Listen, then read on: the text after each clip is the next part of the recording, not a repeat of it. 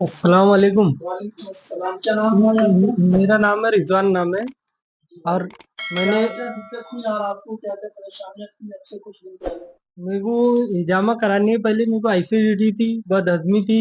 जी और मेरे को रात में नींद बरोबर नहीं आती थी जी और जलन सी होती थी। जी।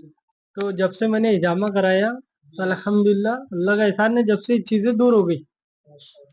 ये कुछ हो रहा अच्छा नहीं रिजल्ट मिला आपको जमा करने है। के बाद? अच्छा रिजल्ट मिला। यहाँ पे आके हिजामा हर कोई कराए, क्योंकि ये जो है ये हमारी सुन्नत है। जी बड़े बड़े साहबाओं ने भी किए। जी। तो ये हिजामा कराना जमा करना जरूरी है, सुन्नत है रसूल। सुन्नत है रसूल है। तो आप हिजामा क्या बताना चाहते हैं लोगों जैसा को? लोगों से हम ये कहना चाहते हैं कि हर कोई हिजामा कराए। ये जरूरी है हिजामा कराना।